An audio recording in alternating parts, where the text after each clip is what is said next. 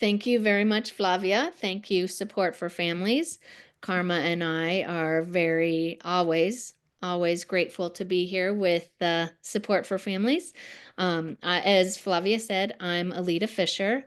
Most people call me Lee. I am the Executive Director of CASE, the Community Alliance for Special Education. We're a small but mighty nonprofit that supports families and their students with disabilities as they navigate the special education process.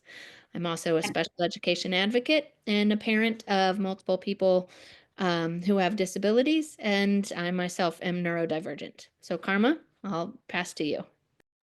Thanks, Lee. I'm Karma Quick Kanwala, and I'm the Director of Advocacy at CASE.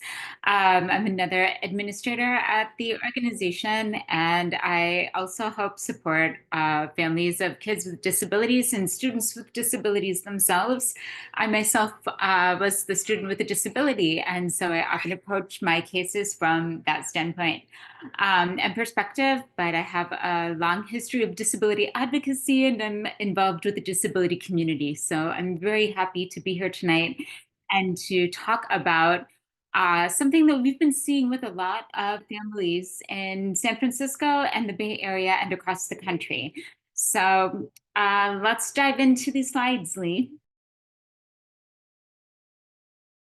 Let's do it. Okay, next slide, please. So, for anyone who has access to the chat, I have a couple times dropped a PDF copy of the slides into the chat. Unfortunately, it's only in English, so I do apologize for that. But we can work on getting that translated if anyone is interested. Also, we have about an hour for our presentation, and we're hoping to leave about a half an hour at the end for Q&A. We have a lot of material to cover, but as you all know, tonight is all about using the IEP process in order to address school refusal. So next slide, please. So just to set things off on the right foot here, want to make sure that we all understand that we're here to talk about school refusal, the underlying root causes of it, and use the IEP process specifically as a mechanism to address that. As Flavia mentioned, this is being recorded, so please, we don't want to talk about specific schools, specific students, specific educators. We want to keep this general. Don't want to put anyone on blast on YouTube. But hopefully everything is relatable when we talk somewhat generically. Hopefully things will be relatable to through the various strategies. We also want to make it very, very clear that at CASE, Karma and I are special education advocates. We're not therapists. We're not special educators. We're not mental health professionals. So tonight, we're not going to offer you specific IEP strategies or legal strategies. We're not going to offer you specific mental health programs or say, go try this or go do that. Those are conversations that you hopefully after tonight will feel equipped going back, calling an IEP meeting and discussing those things with your IEP team and the qualified professionals. So next slide, please. Okay, so we just want to make sure that when we go through this presentation, we are going to assume best intentions. We recognize that right now, all of our schools are understaffed, they're under-resourced. We have a lot of really amazing people in the education world who are doing great things, not always with the resources they need. So when there's a problem at a school, we never assume that it is negative intent of anyone. We just assume maybe all the resources, all the training, all the whatever might not be in place for the student to be successful. So that's the frame we're going to use tonight. And this is a collaborative judgment-free zone. Please put your comments, as Flavia said, in the chat. Karma and I will tag team a little bit. One of us will be talking, one of us will be monitoring the chat. Some questions we'll answer in the chat. Some of them we'll answer out loud as well. We try very hard not to use acronyms, but again, please call us on that in the chat if we're using too much special education speak and not enough plain language. So next slide, please. Okay. Karma, whenever you're ready to interrupt me, by all means do. Otherwise, you know me, I'll just keep talking all night. Um, so part of why this workshop came to be was because we kept hearing all of these things here on this slide from families. Why does my kid keep getting sent to the office? You know, what I've asked for extra support in the classroom and I'm not getting it. My kid is complaining of a stomach ache every day instead of going to school. I can't get them out of the car. Everything is becoming a huge battle. Um, so things like this led us to develop this workshop to hopefully put some strategies in place to address things and move forward with educational benefit. Next slide, please. So a little bit about CASE and what we do. We have been around for 40 plus years. We were founded in 1979, and we are highly trained special education advocates. The services that we offer free 45-minute to 1 hour consultations with families, and we'll give more information about how to schedule a consultation later. We do some direct advocacy support. Sometimes we go into IEP meetings with families. We help families review documents, respond to documents, sometimes write letters or complaints. And we are always, always, always looking to grow the community. So if you know anyone who is interested in becoming a special education advocate, we work with COPA, uh, we work with COPA, the Council of Parent Attorneys and Advocates. And once folks go through their training program, a lot of times they'll do their practicum with us or sometimes even come work with us. And so we're always excited to build the next generation of special education advocates. So next slide, please. Okay, shameless plug. So Case, we have co-authored the Special Education Rights and Responsibilities Manual with Disability Rights California. It's a frequently asked questions style document that has a lot of great information. We always suggest you go there. The wonderful thing when you are putting your written responses together, fact checking it through the SARE, as we call it, the SARE, is good because the SARE comes with the receipts. And when I say that, I mean that we have the education code citations included. And when you're sending an email to your principal or your teacher or whomever you want to address, it always shows you know business when you can cite the ed code. And you know what you're speaking about. So one of the many benefits of using the SARE. So next slide, please. Okay, let's dig in. Understanding school refusal. Next slide. So what is school refusal? Now we're not going to read everything off of the slides. My apologies. That's part of why we give you, we don't have time to do that tonight. I wish we did. This could very easily be a 3 or 4 hour workshop. But instead, we have given the slides in the chat. And if you need a copy, let us know. We can put it in there again. But school refusal is basically reluctance to go to school, not just once or twice, but persistent, ongoing. Um, Sometimes it can be a refusal to go to school, or once in school, it could be a refusal to go to a particular class. Um, ha, we have a lot of students who might go into class and then ask for a bathroom pass and then never come back to that particular class. Could be eloping from school, leaving the classroom, leaving the school. Um, Sometimes it's the somatic symptoms. Somatic is the things like the stomach aches, the headaches, the kids report when they don't want to go to school. Um, School avoidance, school phobia. Next slide, please. And school refusal is not just full day absences. As I mentioned before, it could be skipping 1 or 2 particular classes. It could be, doing things to get kicked out of class so that they sit in the office for certain periods. Um, Calling home, going to the office and calling home. Lots of different things. Next slide, please. Okay. One of the things that we really, really cannot stress enough throughout this presentation is that school refusal is not the problem. It is the problem, but it is also generally a symptom of a much bigger problem. It's very often a symptom of the iceberg chart here is a great visual that we love. No sense of belonging. Um, Struggling in one class. We see a lot of our kids, particularly in middle school and high school, that sometimes it's easier to act up in class or to skip class than to go to class and potentially be embarrassed in front of your peers by demonstrating what you don't know, or not being able to keep up, maybe the class being frustrating because of the pace of it. And so it's easier to just not go than try and sit in a very frustrating situation. Um, there could be a lot of other underlying anxieties,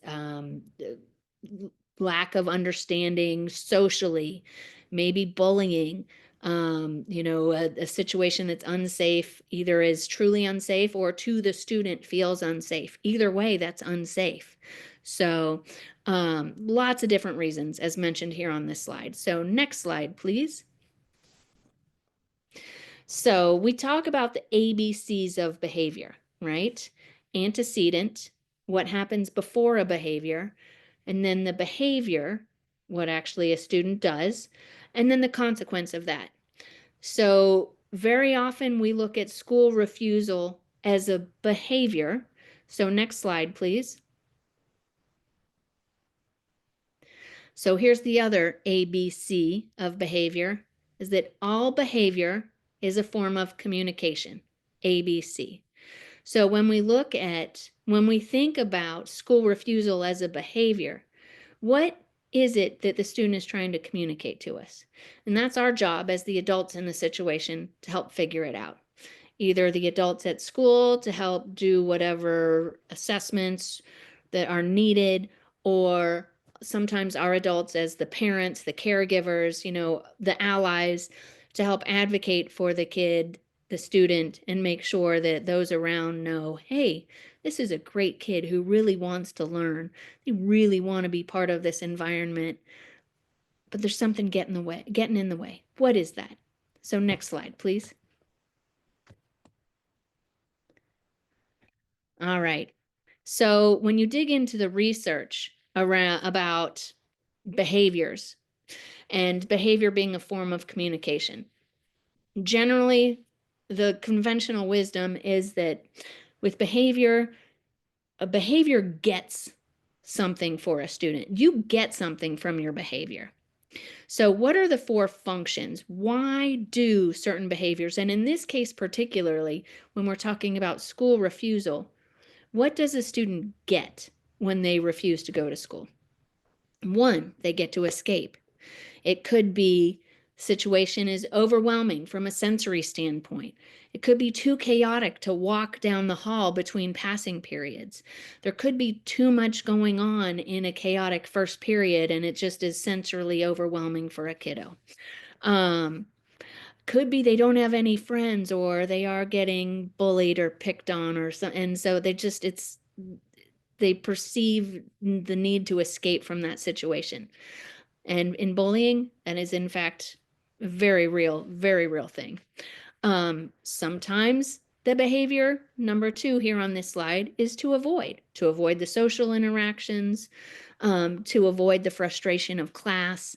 Oh my gosh, I have a test coming up. I'm not ready for it. Maybe it's easier to not go to school today. Gym class. I Middle school was the bane of my existence and having to change in that big locker room. Um, uh, Peer conflicts, again, bullying, lack of safety. Um, Reason number three, to receive attention, maybe receive attention at home instead of at school. Um, to receive tangible rewards. I know when I stayed home sick, one of the benefits of staying home sick from school was I usually got to sit in front of the TV and watch cartoons. That was a tangible reward for me. So next slide, please. We will drop some of these links into the chat as well. And so there's a lot of great. CASE is not the end all be all. We are not the experts when it comes to any of these things. We are special education advocates. And so where we can share resources from the experts, we absolutely love to do that. And so understood.org is a great resource for families. They have a lot of great resources in many, many different languages, and they're all in very, very easy to understand language. We tend to talk in very technical language. Understood.org puts things in very plain language. So we love resources from them. But this is a great, you have it in the slides, and we'll drop the link into the chat here in a minute. But if you are struggling with the language to understand how to, as a parent or caregiver, how do you get to that root cause? Why is it that your kiddos, they had a full night's sleep? Why do they seem tired in the morning? So there's some real great conversation starter strategies here. So we wanted to share those with you. All right, next slide, please. Okay, using the IEP process to address school refusal. So moving right along. Okay, so I just want to again point out this is not an IEP workshop. If you need more information on the IEP process in general, Support for Families does great monthly workshops. We have the Information Resource Conference coming up on March 22nd. That's a full day of workshops and exhibitors and all kinds of great information. Flavia has a ton of great information. She just dropped into the chat. We at CASE are also doing an IEP boot camp on February 22nd and March 1st. That is 2 days of diving deep into procedural safeguards, knowing your rights, understanding assessments, how to write goals, services, how to tie everything together with advocacy strategies. So we'll put a link to that. There you go. Flavia is always a step ahead of me. So there are a lot of other great resources if you want to really dive deeper into understanding the various components of the IEP process. So next slide, please. But we would be remiss if we didn't talk about the IEP process as overall. So one of the big disconnects that we at CASE see all the time when folks come to us is that the IEP process and the school enrollment process are very often not aligned. When we think about going to school, we generally start with touring schools, touring classrooms. We think about it from the class, from where our kid is going to sit every day. But the way the IEP process is designed is the IEP process starts with an initial assessment to find a kid eligible. We've got to figure out through the IEP process what are a student's needs. What is preventing them from accessing their education? We've got to think. So you'll hear very often needs drive goals, goals drive services. Like I said, we figure out what a student's needs are. We can do that through assessments, through their grades, through observations, through notices like attendance notifications when your student isn't showing up at class. So we take those areas of need and then we say, all right, what goals can we write to help address those needs so that a student can access their education? And then those goals have to be SMART. They have to be measurable. We have to monitor them throughout the year. But before we do that, we think, okay, if we've got this goal written, what services are we going to need in order to implement the goal?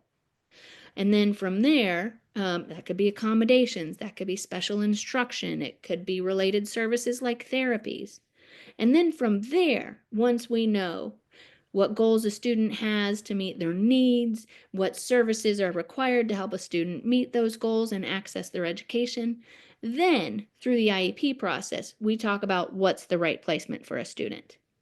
So that's the way the IEP process is designed, is needs drive goals, goals drive services. Then we think about placement. But for us families, very often we're looking at the placement first, where our kid is going to be first. So that's a mismatch that we work on all the time at CASE through the IEP process. So next slide, please. Okay. So one of the parts of the IEP process, or the IDEA, the federal law, the Individuals with Disabilities Education Act, that's the law that governs the IEP process. A part of that is the child find mandate. So one of the very basic fundamental rights that families have in this process, and that districts have an obligation to do, is a district has the obligation to locate, identify, and evaluate all students in their geographic boundaries who either have a disability or are suspected to have a disability. So that's where very often, we write the letter like, hi, I think my kid has a disability. Can you please assess them? Right? That's child find mandate then for the district to go and assess that child. Or if you, in this case, are a parent who has a student with an IEP and your student is all of a sudden refusing to go to school or skipping a particular class, well, the child find mandate still applies here. We would say, hey, we want to do some additional evaluations or some assessments. There's something missing.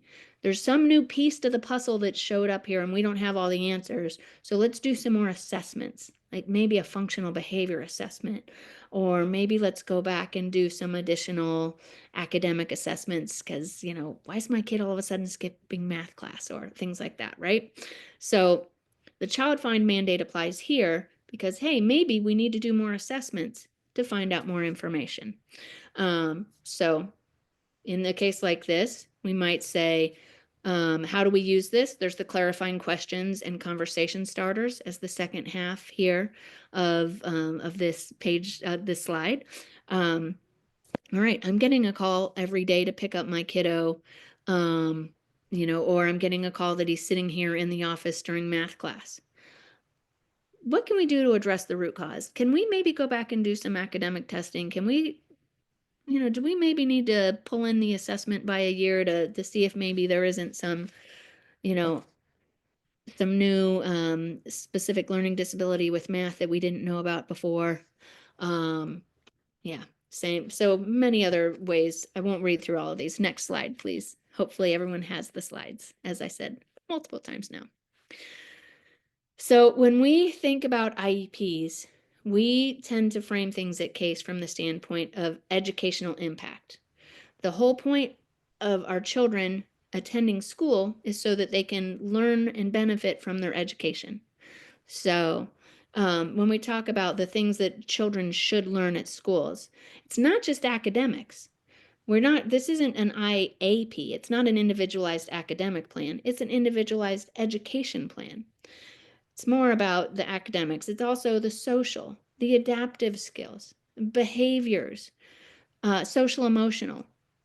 So if there's a particular area that is very frustrating for a kiddo, a certain area that we see as our kids are getting older, are becoming more and more frustrating, well, is there something going on in the school environment that's making it more frustrating for the kiddo? Maybe this is how we need to think about it.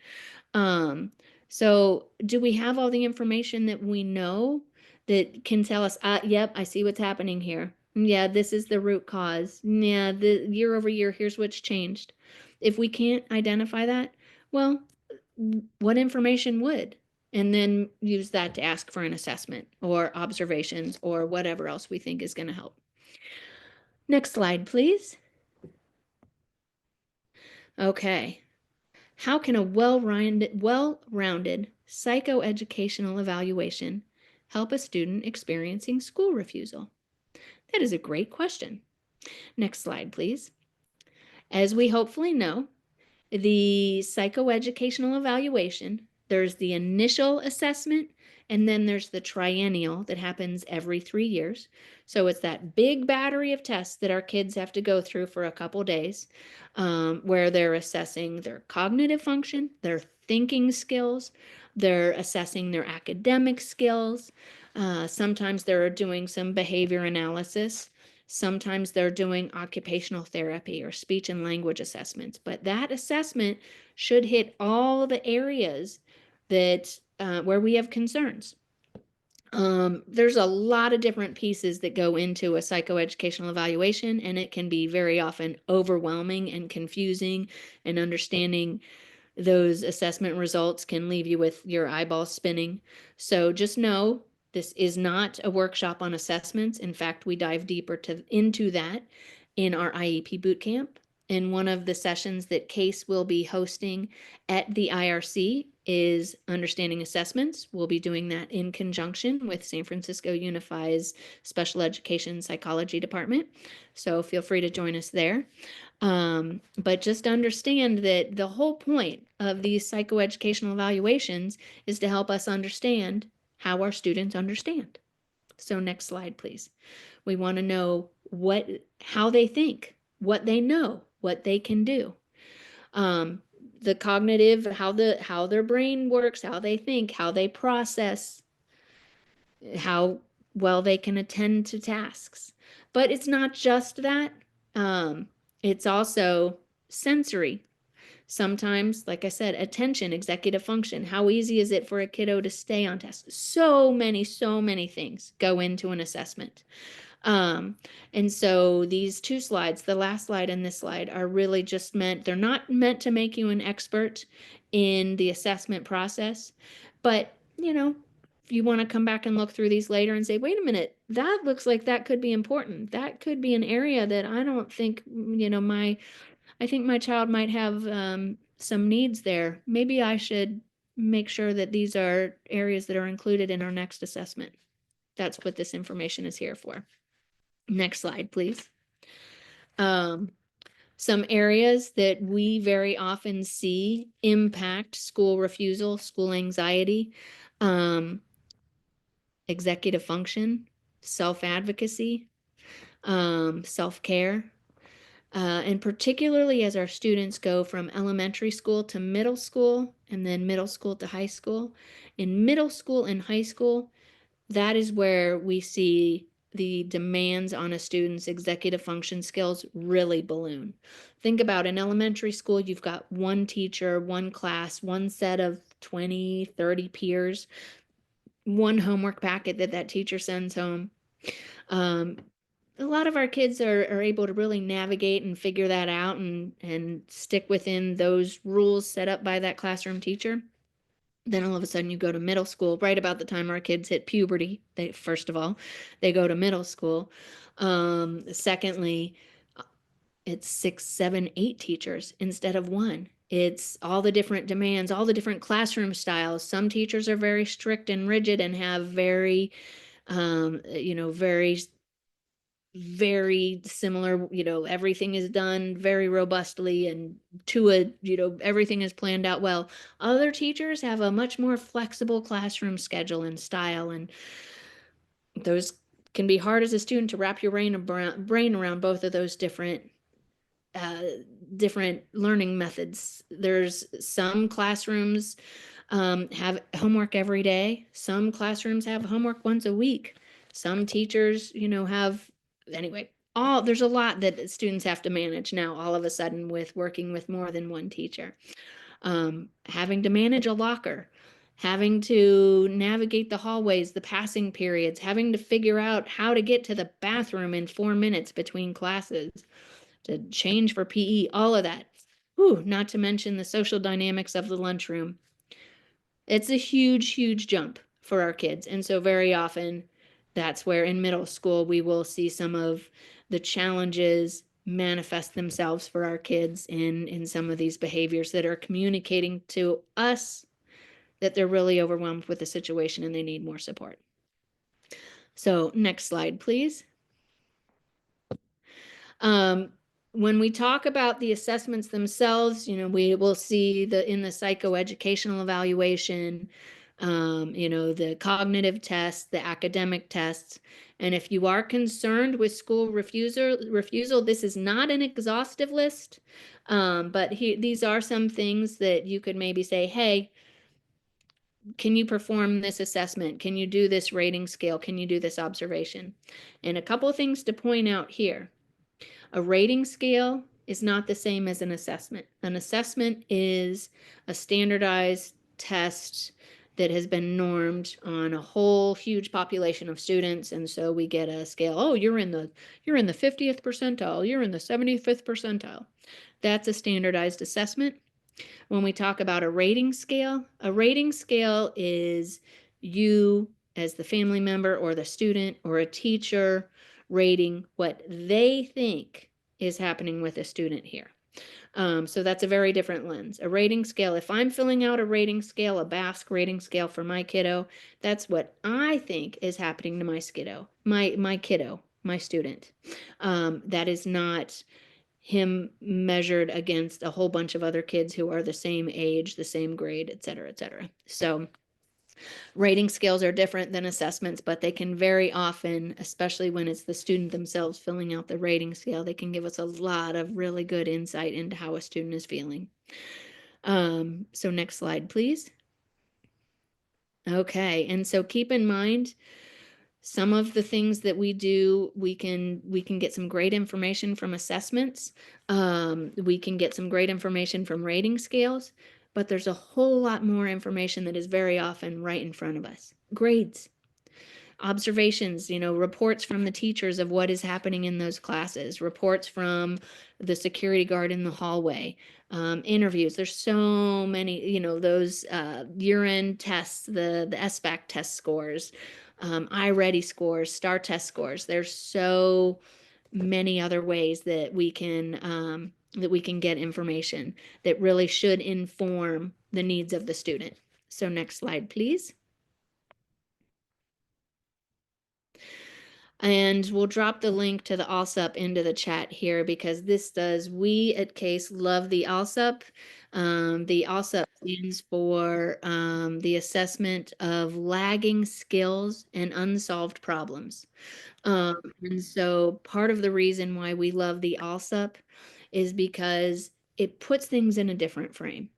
If we've got a student who's unable to participate in the classroom for some reason, this reminds us that, wait, we really need to look and make sure it's not that this student is trying to be defiant. It's not that this student, wants to fail.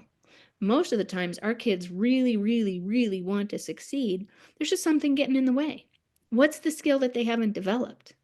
Um, so what's the problem that's in the way? So this really frames it and helps us think as the adults in the room, what can we do to help this student acquire the skills they need? So next slide, please. I think we have 2 slides because it's a 2-pager. And so there's some great prompts. I would encourage you to take a look at that. And if you've downloaded the slides, a lot of these things are hyperlinked in the slides too. So you should be able to, hopefully that Lives in the Balance link underneath there, you should be able to go directly to that as well. All right, so next slide.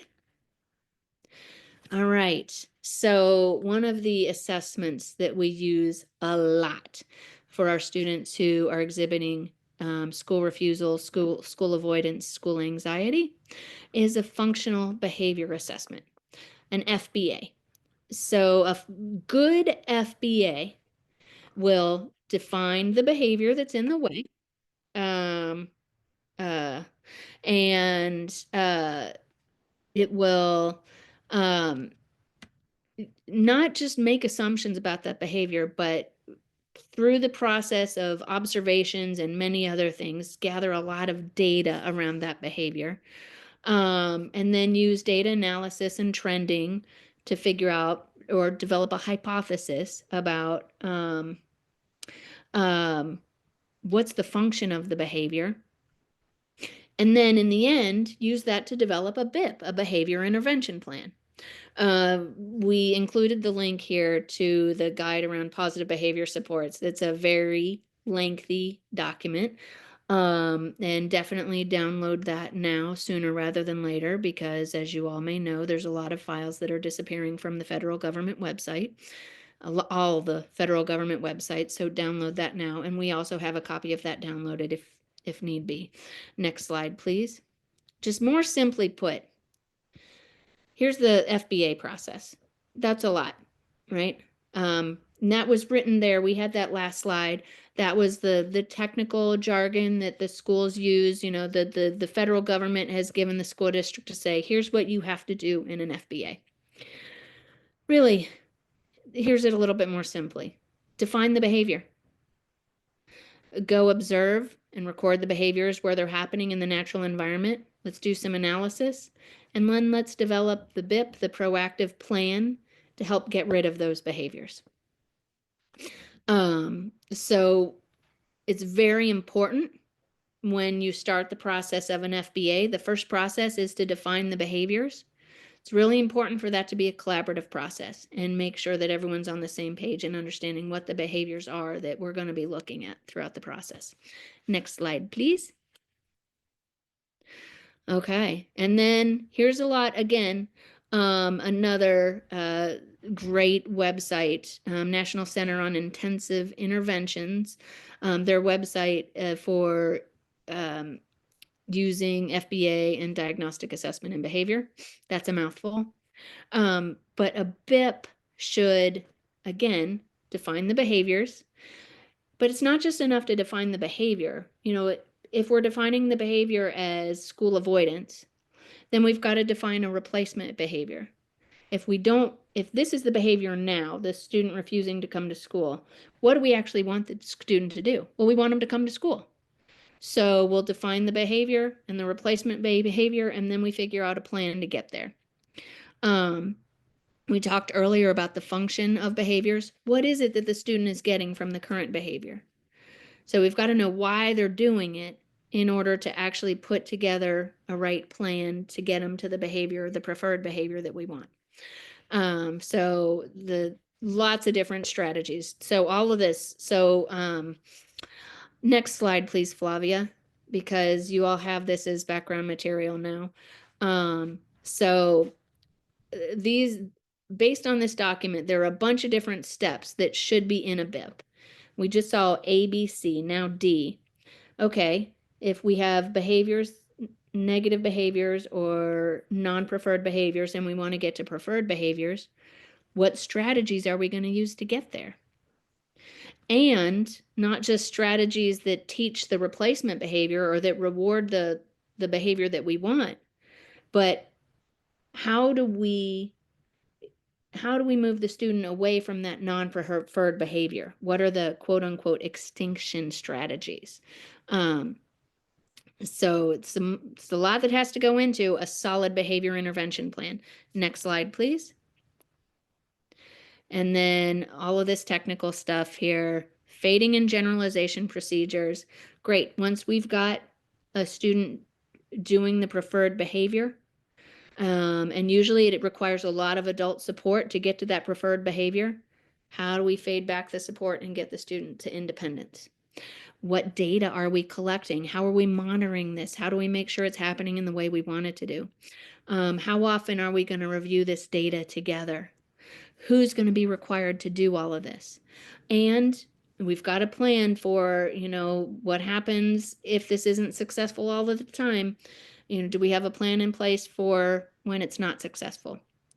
So next slide, please, just for simplicity's sake, that was a lot. I love my pretty little graphics. They help me learn. I'm definitely a visual learner. So a BIP should prevent problem behavior. It should teach an acceptable replacement behavior. It should reinforce the use of that preferred replacement behavior. And it should make sure we're minimizing the payoff for the old behavior. I mean, all of us as parents know if every time our kid cries, we give them a lollipop, they're going to keep crying. If they can get a lollipop by crying, I mean, if I could get a lollipop by crying, I would cry all the time. I love myself a good lollipop. But maybe there's a better way for me to get that lollipop. Maybe I need to use my self-advocacy strategies and say, excuse me, may I have a lollipop? That's about as simple an analogy as I can use. And it's overly simple for the very complicated situations that a lot of our kiddos face at school. But that's FBAs and BIPs in a nutshell. So next slide, please. And Karma, I will hand it off to you at this point. We have, so we've talked about needs and the ways to address needs through assessments. And so now we're at goals. So needs drive goals. So I'll turn it over to you. Thank you, Lee. And Teg, you are it for responding to questions in the chat. Okay, so as we've been discussing, when there's a change in the behavior, sometimes an assessment can help us get to some answers and what has led to the change in that behavior. So we're sort of at that needs, finding out what need there is. Is that need being met? Is that need conveying a concern? What is the root cause of the behavior? Can we get answers through the assessment? Let's do it. Once we get to that assessment, hopefully we'll find some areas of need from that assessment. For example, scores in the assessment that might be in below average or low areas. And that might show us that there's a need for a change in an IEP. So let's go on to the next slide, please. Goals are so important because this is the accountability measure in an IEP. It is so important to have goals that make sure the student gets from where they currently are and their skills and abilities and knowledge to where their age expected or grade expected performance might be. So goals enable the student to be involved and make progress in the general education curriculum, aligned to the Common Core standards. They address the educational need of the student, regardless of disability category. So even if a student has an IEP because they have extreme ADHD, but maybe that student needs some support in handwriting, the IEP should also address the handwriting needs. We write goals to meet the student's unique needs in an individualized manner, meaning one goal for a student is going to look very different from goals for other students, even if those students have the same disability. And also, those goals are going to help us measure the student's progress, their growth, and success throughout the year. Is the student able to meet that goal? Did we need to change the goal? Are they actually able to make access to their education through that goal? Next slide. When writing goals, this is an excellent template for you to save because we want to make sure that the goals the IEP team writes, and the IEP team includes the parent, the caregiver, the person with the educational rights, that person, perhaps it's you, has the right to contribute as much as possible, as much as they can during the IEP meeting. So keep this goal formula. And again, you'll get the slides after this meeting if you don't already see them in the chat. And make sure you keep this for the next IEP meeting when you are writing goals. So we want to make sure that our goals are time bound. As you can see by the time frame, by this date next year, the student will do what? And where will the student do that? How will they do it? How will they be measured?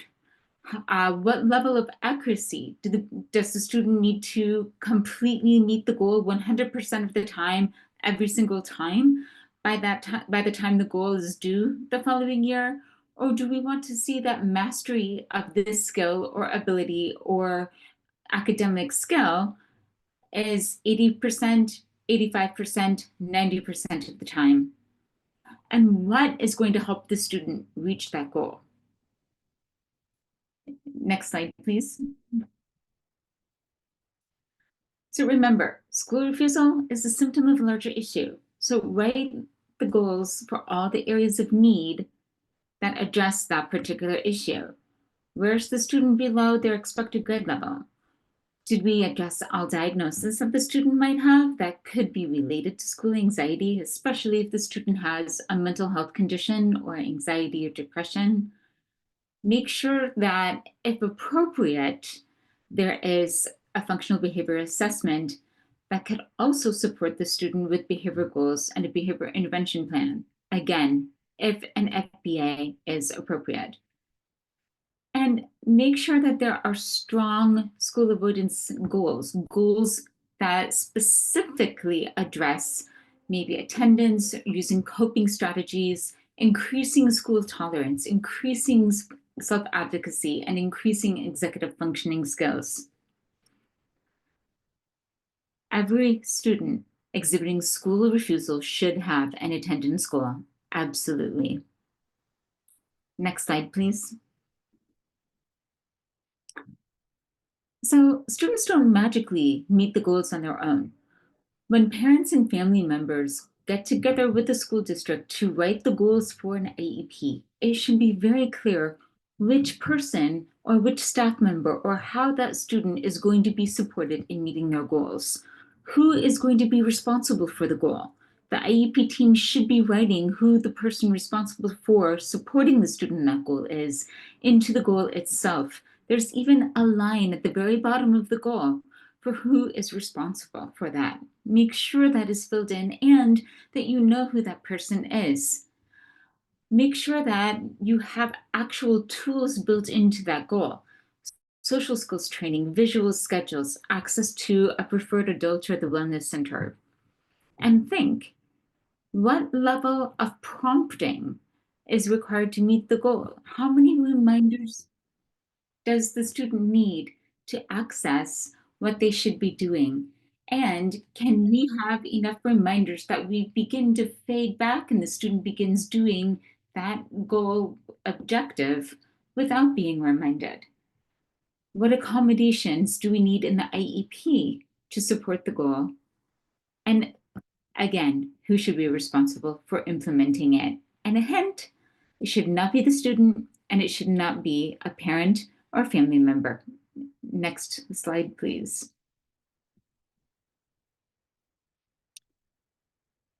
Include short-term objectives for all goals. This is so important.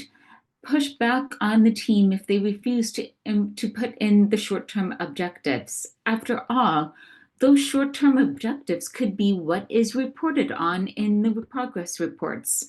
It also helps us make sure that the students are actually making progress on the goal throughout the year.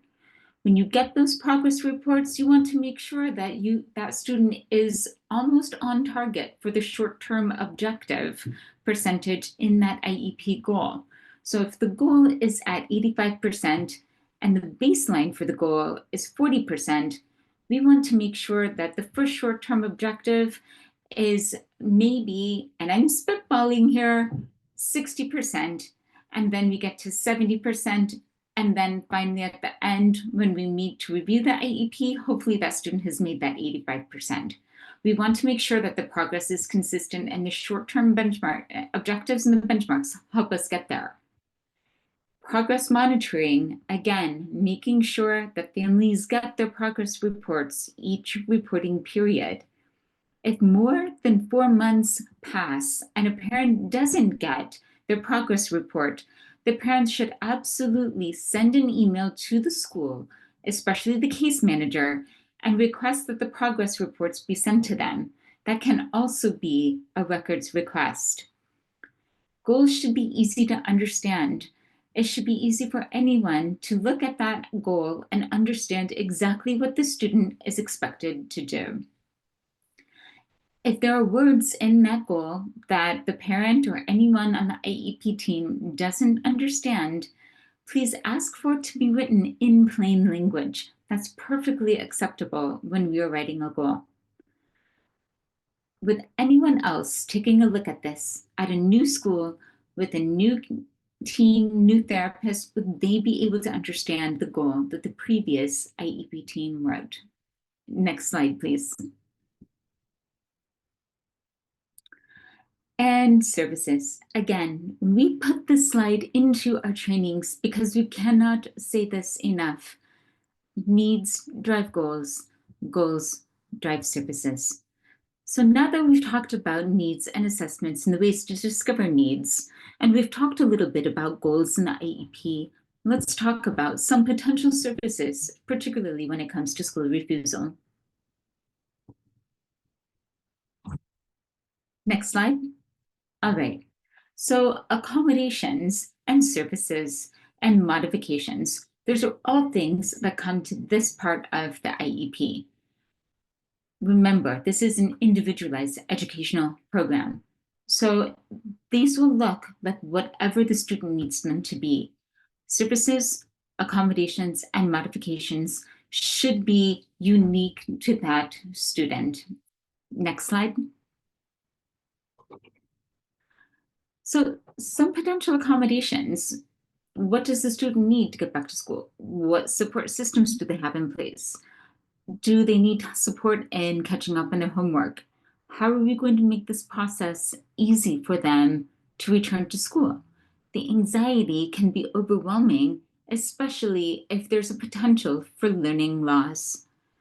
We need to be thinking about scaffolding, the ways that we can support students over time and increase the supports if necessary in order to help students build up their skills. And what supportive environments are we looking at and thinking about to help that student get back to school in a way that they feel confident returning to their education? Next slide. So these are simple accommodations. Some of them might work for students who are experiencing school refusal and returning to school. Some of them might not. But these are examples that you can consider if it would be appropriate for your student and in your student's IEP.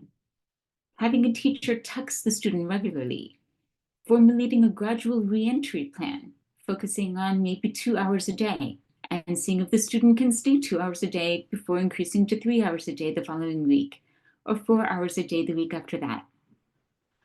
Ask the school to suspend truancy letters because that is based on students, because the disability is the reason for the absence, not willful school refusal. Work with the school on academic catch-up plans. How much time would the student have to turn in any work that's been missed? Can the assignments be shortened as an accommodation?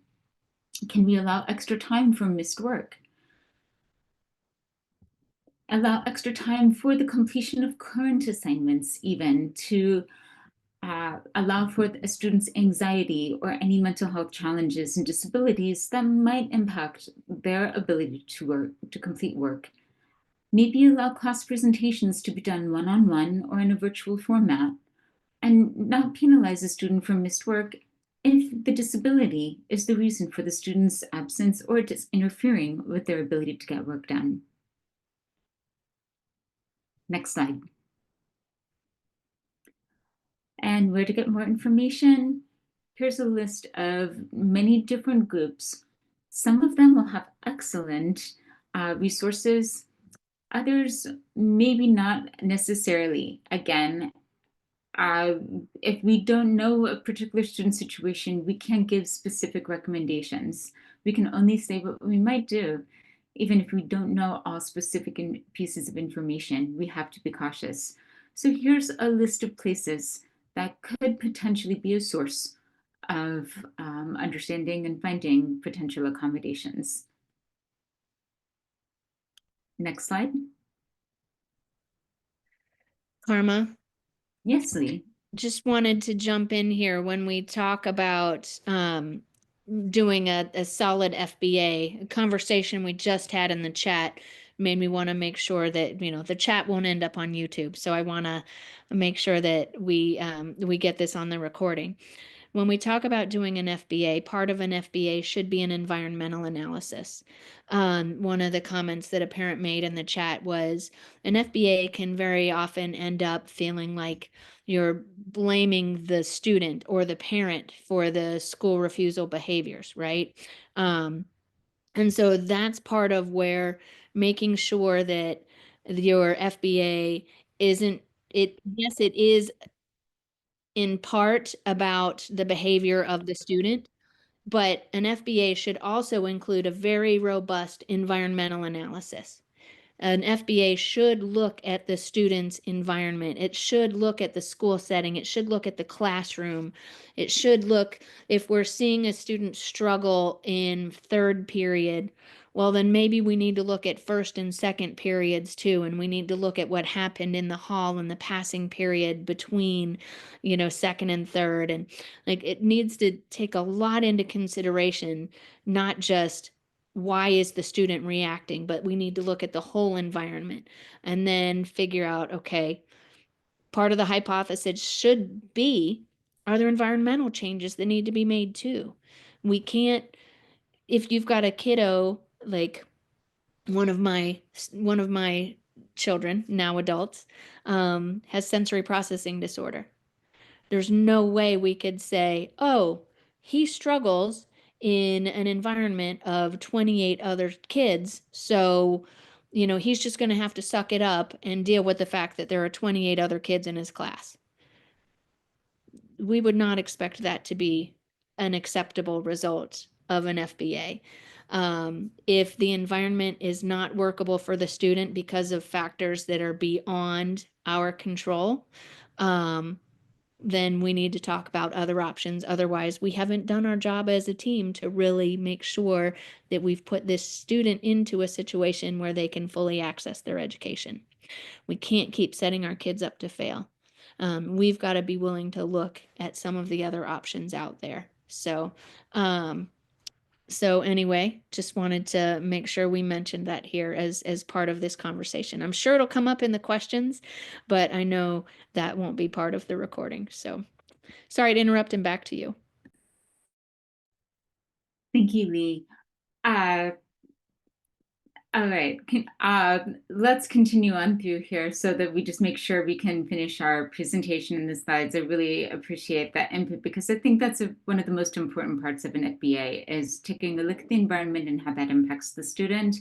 But also, sometimes it's important just to have a behaviorist observe the student without necessarily doing a full analysis of the antecedent, the behavior and the consequence, since just intensive observations of a student can sometimes be very supportive and helpful as well. So what can services look like in an IEP? Again, whatever the individual student needs them to be. Next slide, please. So this is from the state of California IEP training module that's usually provided for school districts. The IEP must include a clear description of the services the student will receive, including the level and the location at which instruction will be provided, and any additional services and modifications for the student. For each service, the IEP must provide details on the frequency, the duration and location of the services, and any accommodations for statewide testing. When you, parent or family member, take a look at your child's IEP and the services grid, I highly encourage you to make sure that each part of that grid is completely filled out, including a description of the services. Will the services be push in or pull out? Will they be individual or group? How many minutes or for how many days or weeks or months or years will the student be receiving that service? Make sure that it is very clear how that service is going to be provided to the student, and that it is not just, this is what we do for all students with this particular disability, or this is how we serve all students with this disability in this grade or at that school. That's something else. It's for another time. It's called predetermination. But make sure that any services that are provided to this particular student are based on this particular student's needs and their goals. Next slide. And Karma, Flavia just gave us the 30-minute warning. So, Yes, now it's 25. Sorry. oh, now it's 25. Okay. There's a couple acronyms on this slide. SAI is Specialized Academic Instruction. In California, that's also known as Specially Designed Instruction.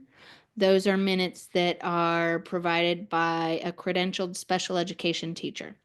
So sometimes when we talk about SAI, that could be a special ed teacher pushing into a gen ed classroom. It could be times when a student is supported in a special day class or a study skills class, but that's what specialized academic instruction means. So I said we'd not use acronyms, and we used one here, so I felt the need to explain it, Karma. Thank you, Lee. So just make sure that for every goal that is written in the IEP, there is a service that is attached to it. Sometimes students will have multiple speech goals or multiple academic goals or multiple occupational therapy goals. That's fine, as long as there's enough service time in the IEP. So if you take a look at your goals, you should be able to hold that goal and compare it with the services that are being provided. Is there specialized academic instruction time? Then there should be specialized academic, if there is specialized academic instruction time, there should be goals that a special ed teacher would work on with a student, something on reading or on math or on maybe even written expression, maybe on transitions if it's appropriate. There's certain things that special education teacher or a resource teacher would work on. If there are speech goals in the IEP, there should be enough time in the services grid to work on those speech goals with the speech language pathologist. Now, sometimes there's a consultation written in. Consultation is not direct services. Consultation would be minutes that are provided to other school staff by the speech pathologist or by the occupational therapist or by physical therapist to help the staff and the general education teachers or anyone else who's supporting the student through the day understand how to implement the IEP. So sometimes when we see consultation minutes in there and there's a group of minutes, we want to make sure how those consultation minutes are being used and with what staff members to make sure the IEP is going the way it should. Next slide, please. And these are the enumerated special education services. Note that parent counseling and training is part of it, psychological services, counseling services, which are two very different things. Medical services, absolutely, even transportation. Social work services in schools can be a part of the IEP if it's necessary for the student's disability and meets the student's need. Instruction in PE, travel training, and vocational education, those are all services that can be provided especially for transition age students and students who are learning to live and work independently. Next slide.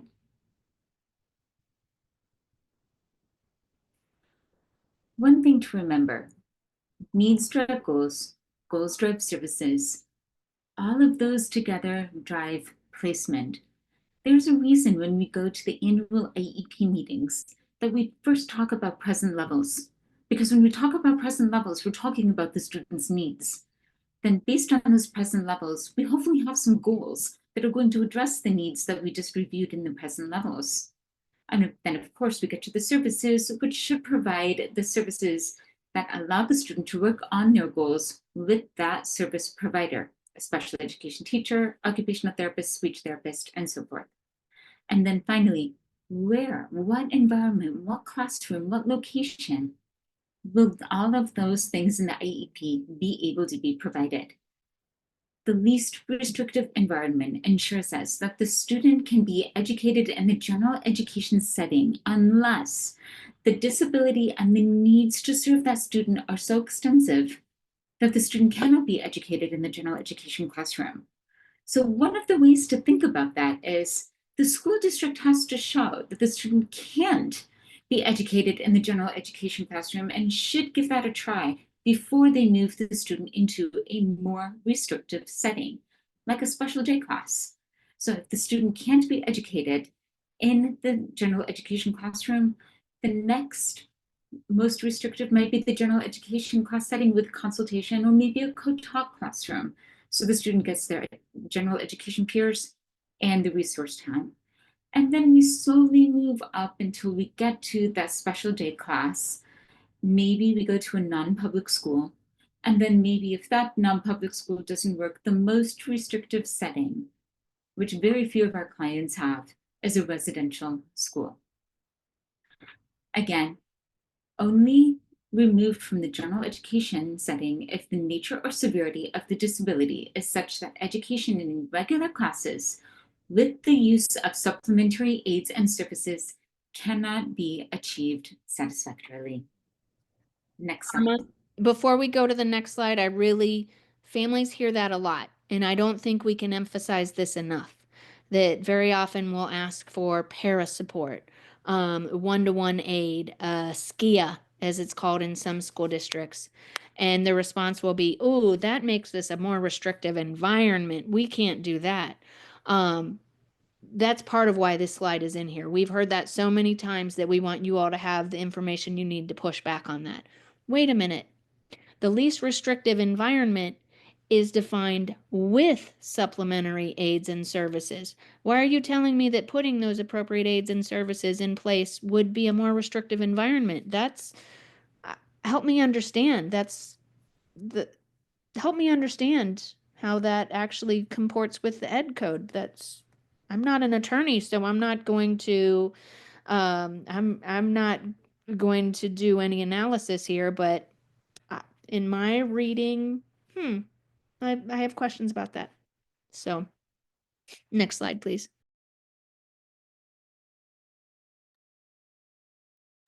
And Karma, I would suggest, because we are running out of time here, maybe we do the next couple slides pretty quickly. Absolutely. And again, everyone will get a copy of these slides at the end. So we need to have a continuum of placements. Disabilities are not always static. They don't always stay the same as a student develops over time. Sometimes sometimes it is appropriate for students to move from classroom to classroom or place to place throughout their education. So having a continuum of placements is absolutely essential. And we have seen students move different placements as we try to find the most appropriate placement for them as well. So determining the least restrictive placement is done on an individualized basis. And there are lots of other things to consider on the bottom tab there, not all of which are special education services. Many students and many families might hear about home hospital instruction, which is actually a general education placement as well. More on that later. Next slide, please. So advocacy strategies for school refusal. Let's get into this. First steps in addressing school refusal. These are just some ideas. Who is a trusted adult at school that the student might feel comfortable spending time with? What concerns have parents shared, especially in writing? And when students exhibit school refusal, are parents communicating as much as possible with trusted school staff, and especially with the principal and front office staff, to be open and transparent about what is happening? And if the student doesn't have an IEP, we strongly encourage the families to provide a written request for an assessment and eligibility for special education ASAP. That is very, very important. If your student is not already on an IEP and they are exhibiting school refusal, we highly encourage families to get this process started. And then check for counseling in the IEP. That might be another service to provide. We can always bring outside service providers to the table, because the parent has the right to bring any person with knowledge of the student and their educational needs to the IEP. Next slide.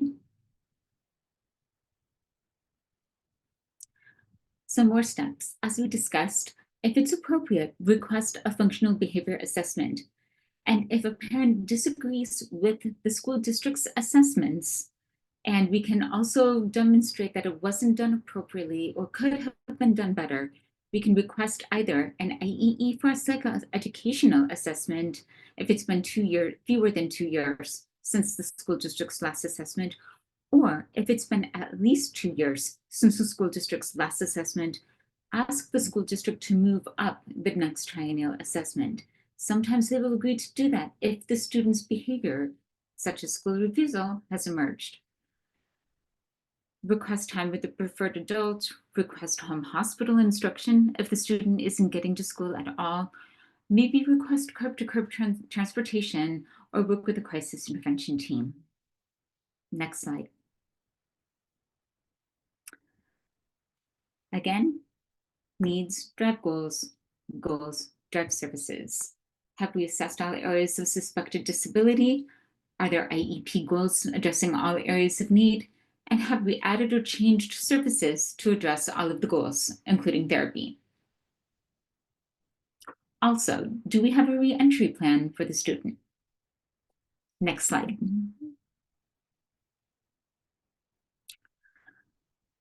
Here are ways that we can push back and reframe conversations with the IEP team.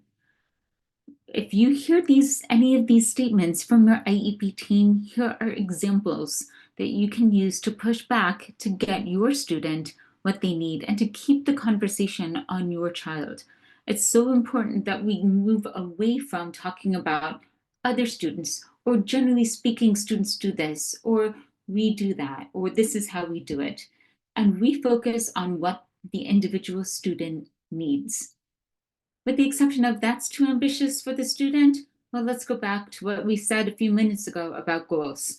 We put in those short-term objectives and the benchmarks so that we can track and monitor the student's progress on goals and then change it if it is necessary. Because an IEP meeting can be called at any time by the parent to address these concerns, especially about progress in the IEP. Next slide. Advocacy best practices and tips from the pros. We always document everything. At CASE, we say that if it isn't in writing, it didn't happen. So make sure you put all of your requests. Anytime you ask for something from the school district, make sure it's in an email. If the school district calls you and you ask them for something, follow up that conversation with an email.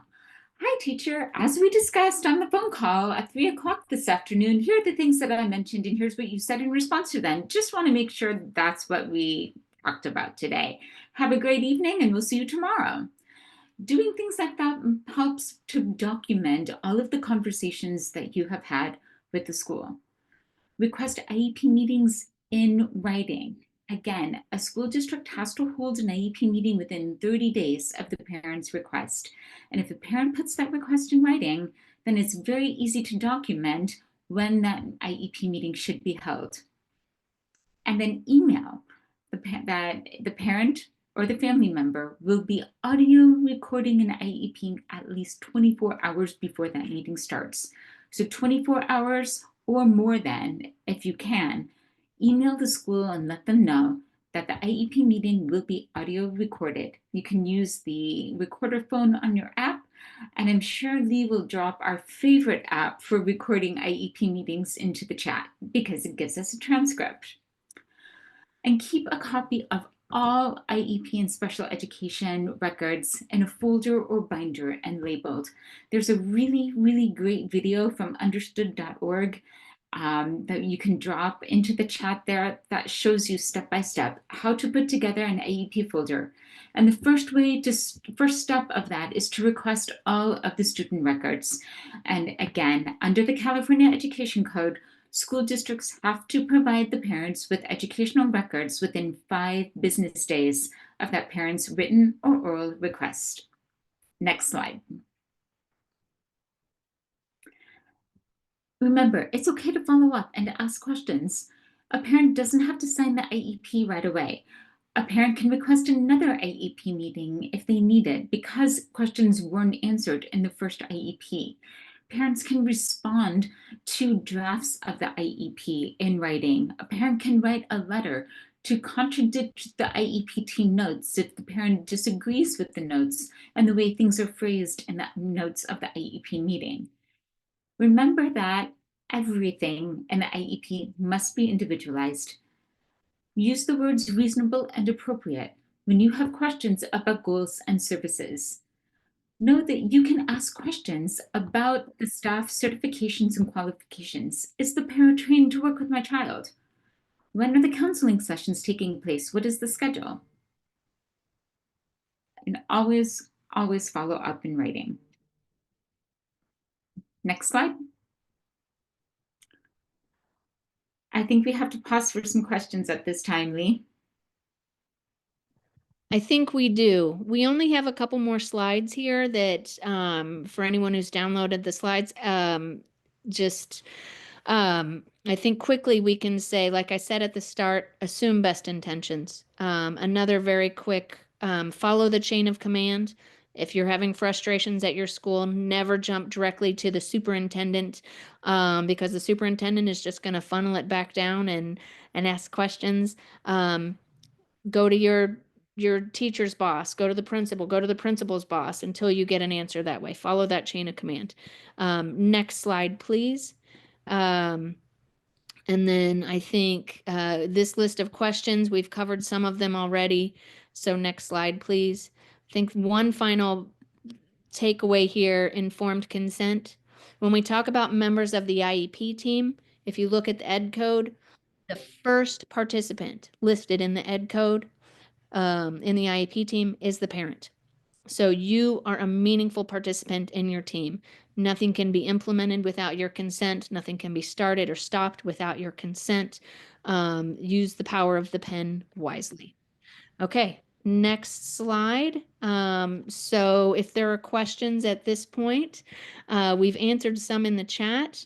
And I think, just a couple of things to reinforce is just making sure that we recognize that when our kids are having behaviors such as school refusal,